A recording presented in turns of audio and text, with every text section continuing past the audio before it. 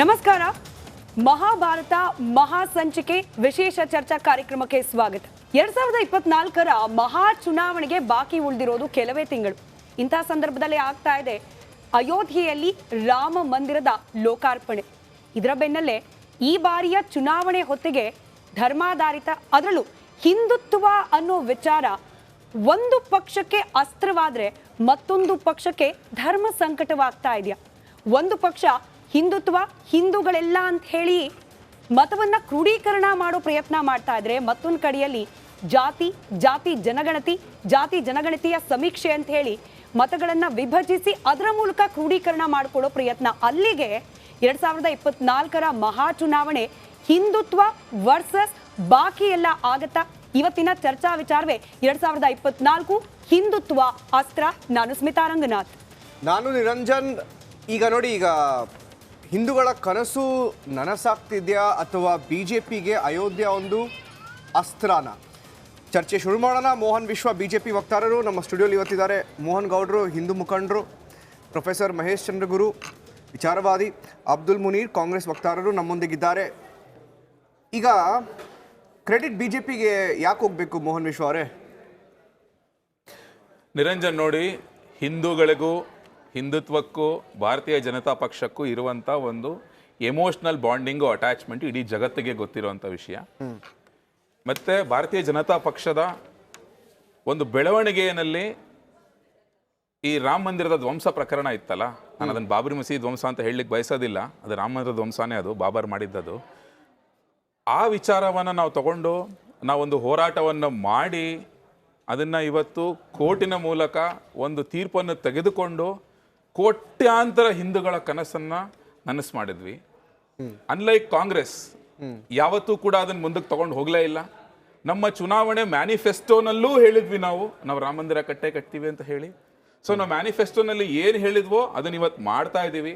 ಎಲ್ಲರನ್ನೂ ಕಾನ್ಫಿಡೆನ್ಸಿಗೆ ತಗೊಂಡು ಸರ್ಕಾರಗಳನ್ನಾಗ್ಬೋದು ಅಥವಾ ಜುಡಿಷಿಯಲ್ ಸಿಸ್ಟಮ್ ಆಗ್ಬೋದು, ಅಡ್ಮಿನಿಸ್ಟ್ರೇಷನ್ ಆಗ್ಬೋದು, ಪ್ರತಿಯೊಬ್ಬರನ್ನೂ ಕಾನ್ಫಿಡೆನ್ಸಿಗೆ ತಗೊಂಡು ಇವತ್ತು ನಾವು ರಾಮ ಮಂದಿರ ಕಟ್ತಾ ಇದ್ದೀವಿ. ಆದರೆ ಕಾಂಗ್ರೆಸ್ನವ್ರು ಏನು ಮಾಡಿದ್ರು, ರಾಮ ಮಂದಿರದ ವಿಚಾರ ಅಂತ ಬಂದಾಗ 2007ರಲ್ಲಿ ಇದೇ ಕಾಂಗ್ರೆಸ್ನವರು ಕಪಿಲ್ ಸಿಬಾಲಾಗಿ ರೆಪ್ರೆಸೆಂಟ್ ಮಾಡ್ಬೇಕಾದ್ರೆ ಕೋರ್ಟ್ನಲ್ಲಿ ರಾಮನ ಅಸ್ತಿತ್ವವನ್ನೇ ಪ್ರಶ್ನೆ ಮಾಡಿ ಒಂದು ಅಫಿಡವಿಟ್ ಸಲ್ಲಿಕೆ ಮಾಡಿದ್ರು. ರಾಮ ಬಂದ್ಬಿಟ್ಟು ಹಿಸ್ಟಾರಿಕಲ್ ಕ್ಯಾರೆಕ್ಟರ್ ಅಷ್ಟೇ, ಅದಕ್ಕೆ ಯಾವುದಕ್ಕೂ ಸೈಂಟಿಫಿಕ್ ಎವಿಡೆನ್ಸ್ಗಳಿಲ್ಲ. ಆದ್ರಿಂದ ರಾಮಾಯಣದ ಬಗ್ಗೆ ಎಲ್ಲ ನಾವು ಹೆಚ್ಚು ಮಾತಾಡಬಾರ್ದು, ರಾಮ ಮಂದಿರದ ಬಗ್ಗೆ ಮಾತಾಡಬಾರ್ದು ಅಂತ ಹೇಳಿ ಒಂದು ಅಫಿಡವಿಟ್ನ ಸಲ್ಲಿಕೆ ಮಾಡಿದ್ರು. ಸೊ ನೀವು ಇದನ್ನೆಲ್ಲ ನೋಡ್ತಾ ಇದ್ರೆ, ರಾಮ ಮಂದಿರ ಅಂತ ಬಂದಾಗ ಅದರ ನಿರ್ಮಾಣದಲ್ಲಿ ಇದ್ದಂಥ ಬದ್ಧತೆ ಕೇವಲ ಭಾರತೀಯ ಜನತಾ ಪಕ್ಷಕ್ಕೆ ಮಾತ್ರ ಇದ್ದಿದ್ದು. ನಾವು ಅವತ್ತು ಅಷ್ಟೇ, ಇವತ್ತು ಅಷ್ಟೇ, ಮುಂದಿನ ವರ್ಷ ನಾವು ಬದ್ಧರಾಗಿದ್ದೀವಿ. ನಾವು ಜನಗಳಿಗೆ ಏನು ಹೇಳಿದೀವೋ ಅದನ್ನ ಮಾಡಿದ್ದೀವಿ. ಬಟ್ ಮುನೀರ್ ಅವರೇ, ಅವಕಾಶ ನೀವಾಗೆ ಬಿಜೆಪಿಗರಿಗೆ ಬಿಟ್ಕೊಟ್ಬಿಟ್ರ ಅಂತ 2007ರ ಉದಾಹರಣೆ ಕೊಡ್ತಿದ್ರು ಮೋಹನ್ ವಿಶ್ವ ಅವರು. ಸ್ವಲ್ಪ ಹಿಂದೆ ಹೋಗೋಣ. 1985 ಅಯೋಧ್ಯೆಯಲ್ಲಿ ರಾಮ ಮಂದಿರದ ಬಾಗಿಲನ್ನ ಓಪನ್ ಮಾಡಿದ್ದೇನೆ ಕಾಂಗ್ರೆಸ್ನವರು. ಬಾಗಿಲು ಓಪನ್ ಮಾಡಿದ್ರಿ, ರಾಮ ಮಂದಿರದಲ್ಲಿ ರಾಮಮೂರ್ತಿಯನ್ನ ಪ್ರತಿಷ್ಠಾಪನೆ ಮಾಡುವ ಜವಾಬ್ದಾರಿಯನ್ನ ಬಿಜೆಪಿಗರಿಗೆ ಕೊಟ್ಬಿಟ್ರಿ, ನೀವೇ ಅವಕಾಶ ಮಾಡಿಕೊಟ್ರಿ. ಮೋಹನೇಶ್ವರ್ ಅವರಿಗೆ ತುಂಬ ಮಾಹಿತಿಯ ಕೊರತೆಗಳಿದೆ. ರಾಮ ಮಂದಿರ ವಿಷಯ ಅದು ಯಾವುದು ಧರ್ಮದ ಮಧ್ಯದ ಹೋರಾಟ ಅಲ್ವೇ ಅಲ್ಲ, ಎರಡು ಪಕ್ಷದ ಬಗ್ಗೆ ರಾಜಕೀಯದ ಹೋರಾಟನೂ ಅಲ್ಲ. ಅದರ ಇತಿಹಾಸವನ್ನು ನೀವು ಗಮನಿಸ್ಕೊಂಡು ಬಂದರೆ, ಅದರ ಕೋರ್ಟ್ನಲ್ಲಿರುವಂತಹ 3 ಪಾರ್ಟಿಗಳನ್ನು ಯಾರು ಅಂತ ನೀವು ಗಮನಿಸಿದ್ರೆ ಅವರ ಹೋರಾಟಗಳು, ಅಲ್ಲಿ ಧರ್ಮ ಸಂಘರ್ಷ ಇರಲೇ ಇಲ್ಲ. ಅದನ್ನು ಹುಟ್ಟು ಹಾಕಿದ್ದು ಯಾವ ಕಾರಣಕ್ಕೆ ಹುಟ್ಟಾಗಿದ್ರು ಅನ್ನೋದು ಅವ್ರು ತಿಳ್ಕೊಬೇಕಾಗತ್ತೆ. ನೀವು ರಾಮ ಮಂದಿರದ ಇತಿಹಾಸವನ್ನು ಗಮನಿಸ್ಕೊಂಡು ಬಂದರೆ, ಅದು ಯಾರು 3 ಪಾರ್ಟಿಗಳಿದ್ರು ಅವ್ರ ಜೊತೆಯಲ್ಲೇ ಕೋರ್ಟಿಗೆ ಹೋಗ್ಬಿಟ್ಟು ಒಂದೇ ಕಾರಲ್ಲಿ ವಾಪಸ್ ಬರ್ತಾ ಇದ್ದವರು. ಏನು ಬೇರೆ ಬೇರೆ ಸಂಘರ್ಷಗಳೇ ಇರ್ತಾ ಇರಲಿಲ್ಲ. ಅಲ್ಲಿನ ಮುಸಲ್ಮಾನರಿಗೂ ಅಬ್ಜೆಕ್ಷನ್ ಇರಲಿಲ್ಲ, ಅಲ್ಲಿನ ಹಿಂದೂಗಳಿಗೂ ಅಬ್ಜೆಕ್ಷನ್ ಇರಲಿಲ್ಲ. ಜೊತೆಯಲ್ಲೇ ಕೋರ್ಟ್ಗೆ ಹೋಗಿ ಜೊತೆಯಲ್ಲಿ ಒಂದೇ ಕಾರಲ್ಲಿ ಬಂದು ಒಂದೇ ತಟ್ಟೆಯಲ್ಲಿ ಊಟ ಮಾಡ್ತಿದ್ದಂಥವ್ರು ಆ 3 ಪಾರ್ಟಿಗಳು. ಎರಡನೇದಾಗಿ, ನೀವು ರಾಮ ಜನ್ಮಭೂಮಿಯ ಬಾಬರಿ ಮಸೀದಿ ಧ್ವಂಸವಾದಂಥ ಸಂದರ್ಭದಲ್ಲಿ ನೀವು ಅಲ್ಲಿ ರಾಮಲಲ್ಲನ ಪೂಜಿಸ್ತಿರುವಂತಹ ಅರ್ಚಕರ ಒಂದು ಇಂಟರ್ವ್ಯೂವನ್ನು ನೀವು ಗಮನಿಸಿದ್ರೆ, ಆ ಅರ್ಚಕರು ತುಂಬ ಸ್ಪಷ್ಟವಾಗಿ ಹೇಳ್ತಾರೆ, ಯಾವುದು ಮುಸ್ಲಿಮರಲ್ಲ, ರಾಮಲಲ್ಲನ ಅಲ್ಲಿ ಆರಾಧಿಸ್ತಿರುವಂಥ ಪೂಜಿಸ್ತಾ ಇರುವಂಥ ಒಬ್ಬರು ಅರ್ಚಕರು ಹೇಳ್ತಾರೆ, ಇದು ಎಲ್ಲ ವಿಶ್ವ ಹಿಂದೂ ಪರಿಷತ್ ಮಾಡ್ತಿರುವಂಥ ರಾಜಕೀಯ ವಿನಃ ಇಲ್ಲಿ ಎಲ್ಲವೂ ಸರಿಯಾಗಿ ಇತ್ತು ಅನ್ನುವಂಥ. ಈ ಮೂರನೇದಾಗಿ, ನಿಮಗೆ ರಾಮ ಮಂದಿರದ ನೆನಪು ಇವ್ರಿಗೆ ಯಾವಾಗ ಬಂತು ಅನ್ನುವಂಥದ್ದು. ನೀವು ಬಿಜೆಪಿಯ ಸೂಕ್ಷ್ಮತೆಗಳನ್ನು ಗಮನಿಸಬೇಕು.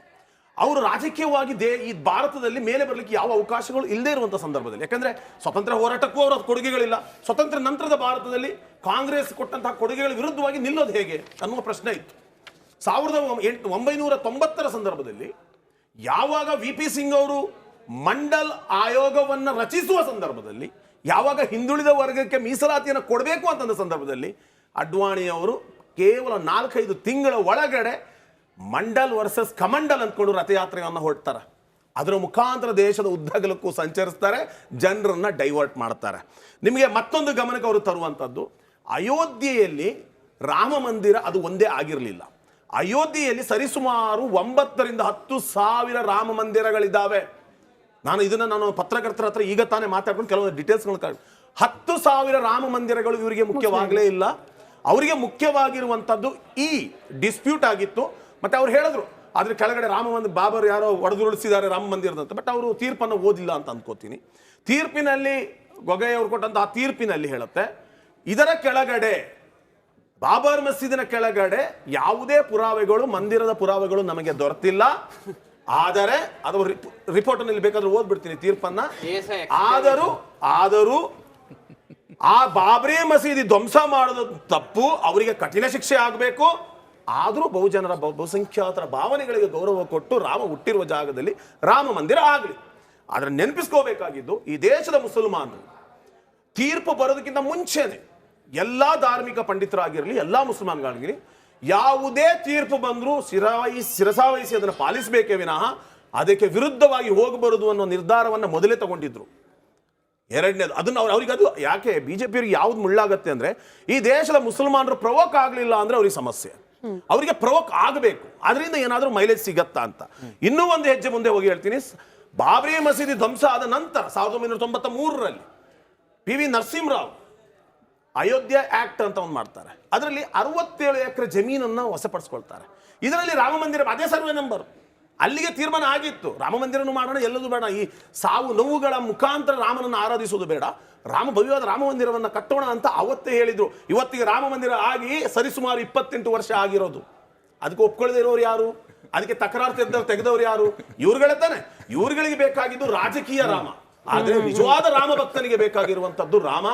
ಆ ರಾಮನ ಆದರ್ಶಗಳು ಈ ಬಿಜೆಪಿಯವರಿಗೆ ಒಂದೇ ಒಂದು ಆದರ್ಶಗಳು. ಈ ರಾಮನ ಬಗ್ಗೆ ಮಾತನಾಡಬೇಕಾದ್ರೆ ಮೊದಲನೇದಾಗಿ ರಾಮನ ಆದರ್ಶಗಳು ಒಂದಾದ್ರೂ ಬಿಜೆಪಿಯವರಿಗೆ ಇದೆಯಾ? ಒಂದೇ ಒಂದು ಆದರ್ಶ. ಫಾರ್ ಎಕ್ಸಾಂಪಲ್ ನಿಮ್ಗೆ ಹೇಳಿದ ಅಧಿಕಾರದ ಅಪಹಾಪಿ ಇದೆಯಲ್ಲ, ರಾಮ ಅಧಿಕಾರವನ್ನ ಬಿಟ್ಟು ವನವಾಸಕ್ಕೆ ಹೊರಟ. ಆದ್ರೆ ಭರತ ಸಹ ಅಧಿಕಾರದ ಸಿಂಹಾಸನದಲ್ಲಿ ಕೂತ್ಕೊಳ್ಳದೆ ಚಪ್ಪಲಿಯನ್ನಿಟ್ಟ.